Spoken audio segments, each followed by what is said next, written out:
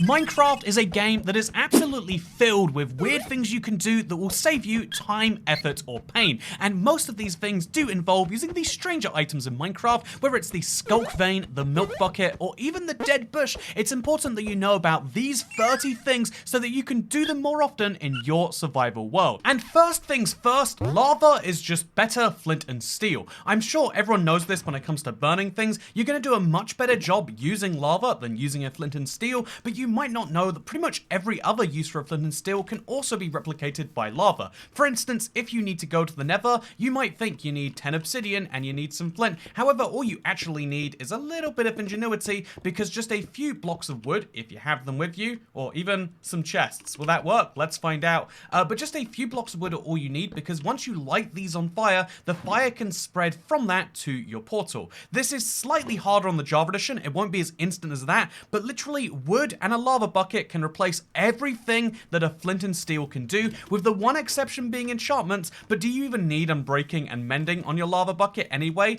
You don't, just like how you don't need to get lost in the nether once you appear out of here and it's a very scary weird terrain that you're just trying to survive in. But there's one thing you should do when you get a spare moment, and that is write down your coordinates. And you could mean this to be in real life, but here's the great thing, this is one of the few uses for Minecraft's chat, sending notes to yourself for later in your play session. If, for instance, you need to say where your nether portal is, just write down the rough coordinates, 80, 81, 85, 251 I think it is, and now forever, when you want, oh look, there we go. Whenever you want to refer back to that, you can go back to your chat. This is the wonderful thing, chat is not just the place where you can get censored in your own single player game, it is also a place where you can write down important coordinates that you might want to refer back to later. If it is long term though, probably best to write it on a piece of paper, or outside the game, or on your PC, or on your hand. I mean, just anywhere but Minecraft if you want it to last after the session. Speaking of after the session, let's get out of here. Speaking of things people might want, a lot of people have been asking for vertical slabs in Minecraft, but they don't realize that these have existed for quite some time. This is a slab, but instead of going horizontally, it goes vertically. As you can see, it adds some indent to the wall, and it really adds some texture. But as you might know, looking at this isn't a slab. It is in fact a deep slate brick wall. This is a deep slate brick. This is the wall made from it. It is indistinguishable from each other as long as you don't go too many blocks vertical. If you go vertical above it, it starts to get a little bit obvious in my opinion, maybe just me, but you can use most of the wall types, especially if they look like bricks or polished deep slate. Most of the blackstone deep slate variants are good at this, and you can use them to kind of make this effect where it looks like it's just part of the wall, which is slightly indented, which is really great for making interesting looking things, and also interesting parkour and whatnot. Speaking of interesting parkour and whatnot, let's jump into our end portal. It's actually lava. You know, this is the one time you don't want lava there, right?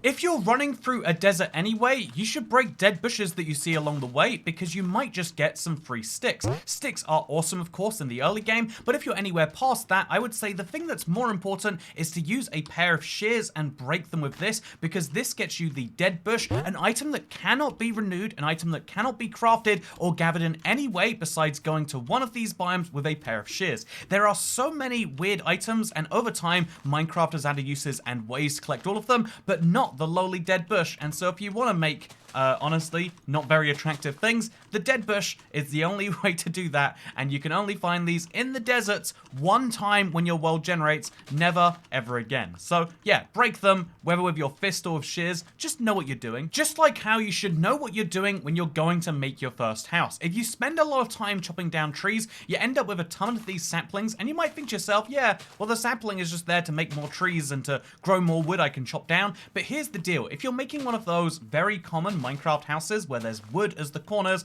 then what you should be using to make those corners is some bone meal and some saplings that you already got. You can literally make a house this way if you want, using almost every other block in the house as a sapling. As long as you have a spacing of more than one block between them, using some bone meal on these will allow you to make full-on houses should you really want to. It's a little bit silly in some cases, but at least the very corners of your house you should make using trees. All you need to do is break the top of these trees, and then the rest of the leaves decay around, and you've got a ton of birch wood, which you didn't have to painstakingly break with your fist or a stone axe. So honestly, even if you use an enchanted netherite axe, it's still not massively fast to break these things compared to what you would like, and so I find it's much handier to place the trees where you want the wood to go, because it always goes in a straight up line unless you're making a mangrove or an acacia tree or one of the weirder variants. Most wood types, it's just straight up logs, and it saves you a lot of effort so that you can use your logs, because these are definitely logs I have right here, to fill in the gaps, which is really cool if you ask me, that you can save time from chopping down wood by using the wood, kind of byproduct to make more wood. My next tip here regards crafting gold. Everyone knows that gold tools break the fastest. You might not know, however, that not only are they very enchantable, but they're some of the fastest breaking blocks in the game. But it means nothing, right, if you can't actually use that in any way? Wrong. If you put mending on your gold tools, and this seems very silly to waste mending on a gold pickaxe or a gold hoe, but trust me when I say it is worth doing, because a mending pickaxe is the fastest tool, especially if you put fortune on there too, like you would on a netherite pickaxe. It's even faster than a netherite pickaxe with the same enchantments for mining coal, and really it's actually just coal because it can't mine diamonds. But then a golden hoe has a similar value because you can use it to mine all the sculk in the world, which immediately gives you experience, which you can use to repair your hoe. Then you can break some more blocks, which you can... You know, this is one of those things that's only theoretically useful. I want to point out, it's hilarious. In reality, you should probably still use netherite tools, but if you do receive a gold pickaxe or a gold hoe, these two tools technically have a use, and I love the idea that you can technically enchant your way out of stupid situations. But yeah, you'd probably be better off with netherite if you want to use it for anything that doesn't generate experience, or if you're worried that you might break 30 blocks in a row. You should always use looting 3 when in the nether. This is because, for whatever reason, it has a massive over effect on wither skeletons. Instead of having a 2.5% chance of dropping their all-important wither skulls, they instead have a 5.5% chance on Java, that's more than double, and an 8.5% chance on bedrock while using looting 3. This is a massive upgrade, and it means instead of killing, on average, 40 wither skeletons for every wither skeleton skull, that's 120 to get the wither, in case you're curious, because you need 3 of them. Instead, that drops down to more like 11 wither skeletons and about 35 to get a wither. This is a massive difference if you're going for beacons, and I don't know why you wouldn't just do it. Also, if you're here trying to kill a lot of skeletons and wither skeletons anyway, Smite 5 will allow you to one-hit kill these guys. Just so satisfying when you pull this off just right. Look at that, wither skeleton skull already on my 6th wither skeleton kill or something. That is nuts. And now I can take that home and I can, I don't know, put it on my wall, or I can make a wither from it. It's my choice. Now I know what I'll be wearing for the rest of the video. Honestly, it doesn't even show on my skin correctly because my mouth just pokes through it, but it's perfectly fine. Speaking of things that are perfectly fine, not me right now, clearly. Your current strategy with regards to nether fortresses. You might run into an issue like this where a wither skeleton's running at you, and you're going to be so proud of yourself when you realize that he can't get to you because he's too tall for the gap you've left. Something I recommend though is not just hoping that some netherrack appears on the ceiling to block wither skeletons from getting to you, but instead is making deliberate roadblocks across your nether so that there is only ever 2 blocks worth of height, because most mobs won't be able to get through there. Also, when a wither skeleton's blocking the way, he'll also block all of the fire attacks from mobs behind him, which is why it's really useful to put these little doorways across your nether fortress. If you want, you can even put some in place to stop blazes from getting to you, because sometimes they will freak you out with their "you might die in a fire" attitude, which, you know, is something you can avoid yourself, because did you know greater than 99% of house fires that have ever happened on this planet have happened to people who aren't subscribed to the IBXTOYCAT channel? I'm just saying statistics, you can make from that what you will, but that's, oh my god, it literally, I was trying to find one and then he snuck up on me. Let's say somehow you get snuck up on by a wither skeleton you didn't see, you're slowly starting to wither to death, you need milk buckets. Milk buckets are one of the most useful items in Minecraft because they can prevent all status effects, including poison from witches, and yes, even withering from a wither skeleton. I try to bring one with me when I'm doing anything particularly dangerous, because seriously, being hit by a wither skeleton can be life-ruining. Having a golden apple is nice, but sometimes we're not all that rich, so getting hit by one of these guys and being able to just run off to the safety, drink a milk bucket, and then apparently almost get immediately hit again, but being able to immediately remove that withering effect is the difference between life and death if you don't have a form of fast healing on you, which on bedrock is everyone without a golden apple. So yeah, I think it's amazing amazing. Bring looting. Make sure you make little checkpoints where wither skeletons can't get past. And then also bring milk buckets because, oh my god, these guys are just too much, right? There's just, how did so many of them spawn so quickly? I don't even know. So this next one relates to raids, which are a really scary part of Minecraft. There's so many. I mean, hearing that horn and knowing all your villagers can be under threat is a really terrifying thing. But what do you do about it? I would say it's simple. You just need a vantage point in your village where you can see up high and see where the raid is coming from. It's a different direction every single time, but if you have a vantage point, you can tell where it is and you can cut them off before they ever see any of your villagers. If you want to go a step further, or maybe a step more paranoid, depending on your point of view, you can build walls around your village with, you know, these lovely one-way stairs up so that you can go to the outside the village and find these guys that are doing their thing, but they can't come to you. Relying on sound alone, relying on your hope that you can kill them all is a little bit dangerous because you are the only line of defense between you and a lot of pain for some villagers you work very hard on. So what I recommend doing instead is build some walls and get a vantage point, and then you never really have to worry about it. In my case, I see they're all over there. I don't even really have to kill them. What are they going to do otherwise, right? They're just going to run around the edges, not finding my villagers, which means I can kill them in my own time. Hey, fellas, would you like to die? The answer is yes. I don't know why you're going in that. Yeah, going in caves is not going to help you kill a village. But yeah, with raids, you want to make sure you have a vantage point, and you want to make sure that you're not just charging into things with a skeleton skull. That was a little bit needlessly dangerous, huh? I always love waiting around corners for these guys because they have this terrible effect which can take, you know, get you instantly, but it's really important to cut them off that way. Also, a lot of people like to use ranged weapons on these guys. That's something that's pretty smart. Whatever you want to do, just make sure that you have good vantage, you have good vision on these guys because they're some of the scariest mobs in Minecraft if dealt with incorrectly. Unlike these fellas. That husk is just really chilling down there. Also, this guy has been in here for so long, I'm surprised he hasn't despawned. He's the big scary reds that we fight against. I mean, it's easy to see why the range method is one people like. I mean, you never have to worry about anything, right? You just keep on firing the arrows until you can't fire them anymore. Okay, so here's one I see people getting wrong all the time, and so here's a fun quiz for you. Which item should I eat first? Is it the 2 potatoes, or is it the golden carrot? And the answer most people would assume is eat the best food first for your survival, and that might just work in a situation where you're literally on the edge, and maybe in some cases it's better, but if you have the choice, and you almost always do, especially if you've got walls, make sure that you eat the lesser food first, and you eat the highest saturation food last. So technically, the highest saturation food isn't always the best food, but if you eat that last, then you'll have more healing time before you get hungry again. This means you get more healing from your food and less saturation waste, and so always eat the better food last if you're running out of food. If you have 2 types of food, eat the better food just as much as you can, but if you don't, then that guy's having a blast over there. But if you don't, just make sure you eat the highest saturation food last. Seriously, you having a good time, buddy? I hope so.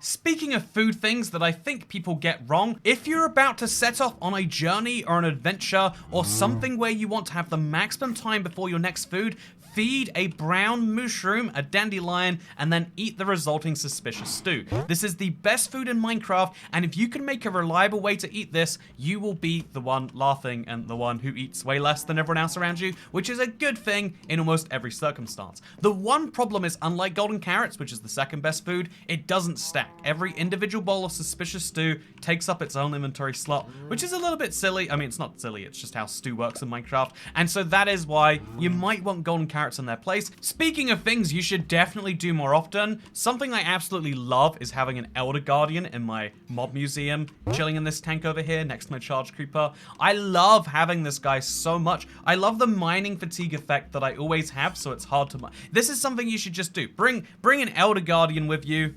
Actually, it might be something you might want to do to play around with your enemies, but if you are your own enemy and you hate yourself, then put an Elder Guardian near somewhere that you're doing a lot of work. You won't regret it anytime too soon. Speaking of brown mushrooms, by the way, in case you want to get your hands on some and you feel like making a trident is a lot of work, all you need to do is grab some mushrooms, bring them back with you, or make a wall around them, whichever one is easier for you, and then put a lightning rod somewhere near the middle. It's probably best to use a slightly smaller pen than this, but we'll ignore that for now. Put a lightning rod near your red mushrooms, and then politely wait, and you might just end up with a brown mushroom. And by that I mean, it's a matter of time. You know, this genuinely might be like a 30-minute wait, so we'll use video effects and be like, wow, look at the lightning that just struck and how my red cows are brown now. But seriously, yeah, there is something massively underappreciated. Side note, I hadn't been back here in a really long time. It takes so long to get over to my mushroom biome, and I forgot that I started to destroy this biome at some point. You know, it's fun. You can go to basically any biome in my Let's Play world, and I've started to destroy it, which is fun. You know, at some point, we'll destroy the entire world, just like how we'll destroy your hopes and dreams if you think that house fires won't happen to you. Because here's the thing about lightning rods. They're not just useful for making brown mushrooms, you know, a mushroom that can match your mud bricks, but they're also really useful for preventing house fires. Just like hitting the subscribe button, a lightning rod will prevent the flames from being able to reach your house. And so, seriously, they despawned? That is odd. That is really odd, right? Anyway, why did they despawn? Has that pillager tower always been there? I'm pretty sure that's new, right? Pretty sure. While we're speaking of natural disasters, by the way, the most common natural disaster is actually a creeper. The second most common is apparently, oh my god, it's a baby zombie riding an ocelot. Why? I had to kill the cat to kill the zombie. I didn't like that. But you know, avoiding creepers and baby zombies riding ocelots is a real problem, especially for Bedrock players where that second mob spawns somewhat commonly. And there we go, we got a creeper. And so how do you avoid that happening? Wow, I'm glad you asked. Well, mobs will not spawn anywhere where there's any light whatsoever. That means 14 blocks from a torch, you are 100% safe from mobs. That means there is a simple pattern that you can follow where you have precisely 14 diagonal blocks between torches where you can guarantee you'll be perfectly fine. By doing this in every diagonal direction, or if you want to be extra safe, you can do it as a grid formation, just like so. Make sure you line these ones up. Yep, that's lined up in both ways. You can make sure that no mobs will spawn in the areas covered by your torches. Mobs will spawn outside of that, as you can see of the spider, the creeper, and the skeletons, but they'll never spawn inside of this torched area, and so this is the important thing you need to know when protecting your overworld. Just like how you need to know that the best light source in Minecraft is not lava or glowstone, it's actually the sun, which is kind of gone right now, so we'll politely wait for the morning.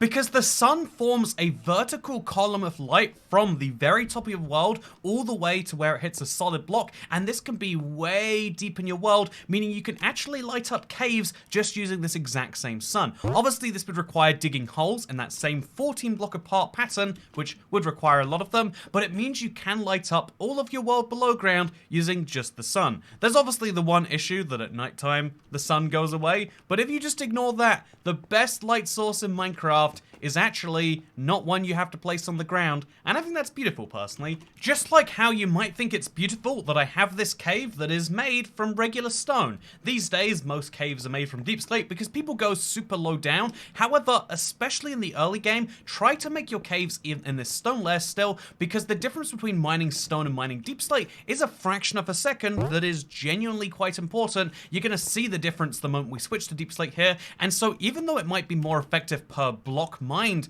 to mine at deep slate layer, if you don't have a super decent pickaxe, even if you just have an iron or a diamond pickaxe, you're better off mining up here at the surface where there's stone, and even though there's slightly fewer opportunities for certain things, you'll still get a ton of redstone, you'll still get a ton of all of the resources that you're looking for, as long as it's not diamonds. And even then, you can still find diamonds, and honestly, even then, you shouldn't be branch mining for diamonds, so stay mining up here and use the light to guide you if you don't want to waste your time on torches. I mean, you'll waste a lot more time making these tunnels, but they'll last forever, and they'll tell you if it's dark right down in the mines, which is something I love about them. Man, redstone looks weird these days, huh? Speaking of things that look weird these days, editor informs me that you cannot, in fact, put a mirror in a video via YouTube editing. Apparently it doesn't work that way.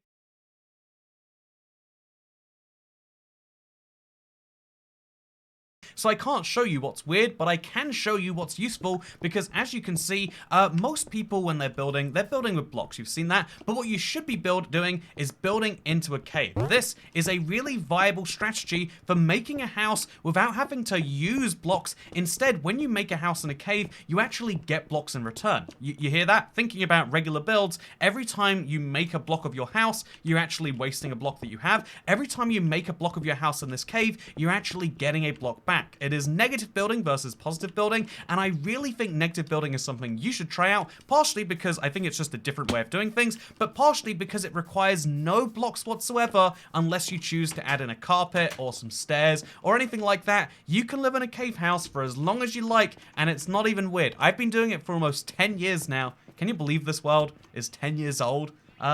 Later this year, I can't. It's like 9 years and 11 months old, and I still live in a cave, and I only get a few comments a month about it. And so, as long as you don't tell people you live in a cave, as long as it looks like it's a regular house, then people won't even know.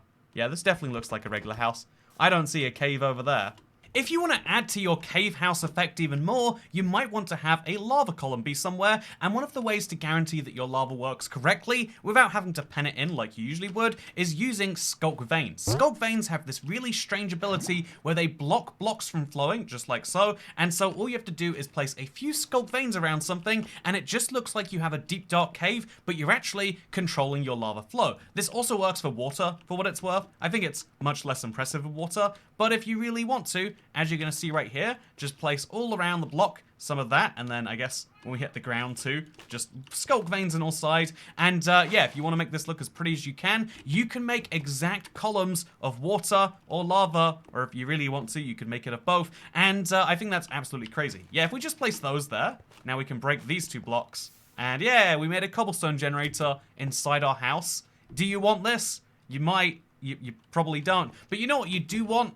Lava, because it is so damn useful. Not only does it make great, water features in the corner of your house, not only can it be used to make one of the best sources of light and one of the best sources of pain for misbehaving animals, but you could also use this as a way to smelt 100 items in a furnace. It is insane. A full stack of items and then a full over half a stack more. This is how I fuel most of my furnaces. As you can see, it smelted an entire stack, 17 more. Still got some left. We're smelting almost 47 copper ingots, and we've got this much left. You can see just how powerful lava is. See how puny the coal is? Every 8 items, we waste a bit of coal. But lava is infinitely renewable now. Need I remind you, you can get so much lava with so little effort, and it allows you to do so much in so many different ways, and it's just such a useful item. Honestly, the bucket as a whole is very, very useful, but the lava bucket might be the one that takes the cake. Have we circled all the way back round to the beginning by saying lava buckets are the best? Yes, we have, and that is a good sign that this should have seen that coming, really. Wow, and you know what? That's the great thing about lava. It turns into the hardest block in Minecraft, so you can use it to protect yourself from, I don't know, people coming after you without a diamond pickaxe. Even if they have a diamond pickaxe, by the time they get through mining this block, you can be long gone, and so it's a good protection method from players too. Wow, yeah, saved that one, huh? Even though lava is one of the most valuable items in the game, I don't apologize for this next take. Because it's infinitely renewable and all your lava can and should come from a lava farm, I recommend when you see a big lava pit and you're not sure if you're going to fall into it, use a water bucket, just temporarily, and cover it and turn it into obsidian. You can still leave some alive in the corners if you really want to, just because it has a nice light effect, but in general, making lava turn into obsidian is one of the smartest ways to avoid death you can do in your Minecraft world. In fact, I actually used using water turning into obsidian to farm obsidian here. This used to be so much higher up, and whether that's a smart idea is something we can debate and argue about another time, but for now, you just need to know that lava and water are perfect opposites. Whenever you see one, you could do really well if you have the other. According to this meme, the time that most players get lost in Minecraft and wonder what to do next is after they've killed the Ender Dragon. And this is something I think that you shouldn't see as true, because you've just opened a portal which allows you to instantly teleport back and forth to the overworld. And I think that is truly a power that you can utilize in so many ways. I mean, some of those ways might include covering your end in glass. Why is it so buggy when you do that, by the way? I get, oh, it's the blocks don't like being seen through end. the end portal blocks don't like being see-through glass, so they glitch out with the glass. But yeah, this is also an opportunity for you to kill the dragon again. A lot of people think the dragon is done for once you've killed her once. No, you need to do this multiple times before, doing something big around here. This is also an opportunity to use the biggest canvas that Minecraft has. So my next thing I'd recommend that you do, we're stacking a bunch together out here in the end, but I think this is the time, this is the best place to build anything if you want to guarantee that there's going to would be nothing around you. So obviously, as soon as you get 64 or 128 or whatever your simulation distance is away from your end, there is nothing around you besides a pure black background. And this allows you to do two things. One, it means you can build, say, a mob farm. This is an Enderman farm if you're curious.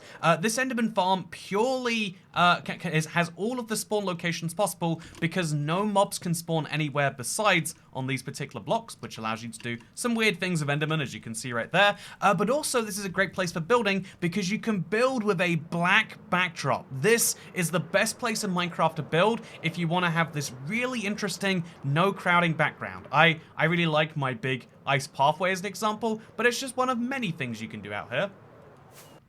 I think the weirdest of the things you can do out here doesn't involve building whole new things like I've done in my Let's Play world, but instead oh my god, I found so much gold out here. I knew that I had so much gold in this world somewhere. I've just got a beacon that's been chilling in my end this whole time. I need to move that. Thank god I made this video, because that is so useful. Anyway, sorry, the point that I was trying to raise, I think it's the 30th, but honestly, I lost count somewhere in there. This is a very, very, very big video. I hope you've been enjoying it, because here's the thing, chorus fruit seems so pointless when you look at it like this. It seems like you just get a food that teleports you around, but you're actually missing one of the best things you can do using chorus fruit, and one of the best things to farm, because if you want purple blocks, the only way to farm it is by taking these blocks right here, these chorus flowers, and then growing more chorus fruit, which will then grow you more chorus flower, which you can use to grow more chorus fruit, and then so on and so forth. And it's one of the most satisfying farms in the game, in my opinion.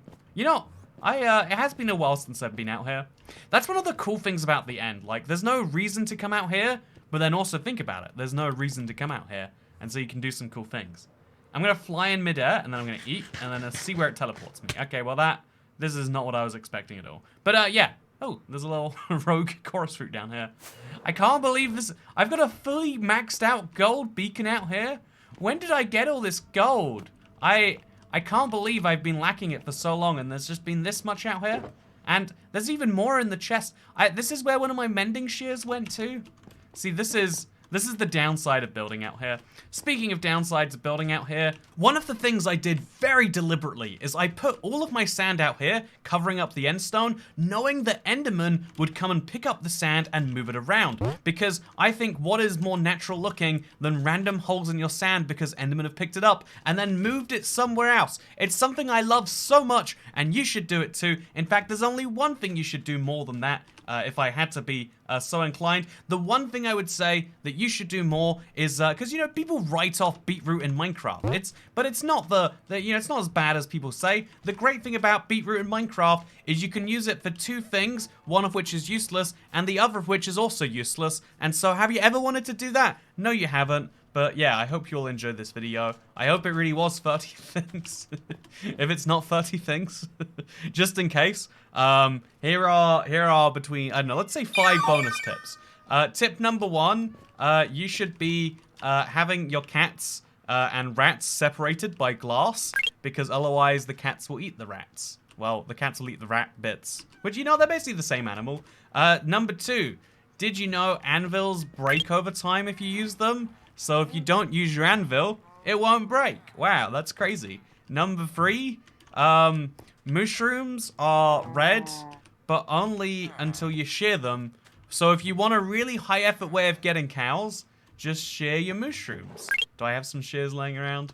I don't. Oh my god, I got some jungle wood and wheat and, okay, you know, and paper. You know, this needs to be something I'm gonna deal with this probably in the next Let's Play episode. But yeah, the number 4 thing is, did you know that hay bales turn into 9 wheat? But then also, this is mind-blowing, what you can do, you might not know this, they won't tell you about this in school, but then you can turn 9 wheat back into a hay bale, which you can break and turn into 9 wheat, which you can turn back into 9 wheat into the hay bale to break, and then it goes infinitely. It's hay bales all the way down. Honestly, I am not proud enough of this village. This was such a silly large project. And speaking of silly large projects, this video is over. I hope you enjoyed it, because I'll see you in the next one, assuming we hit 30. Goodbye.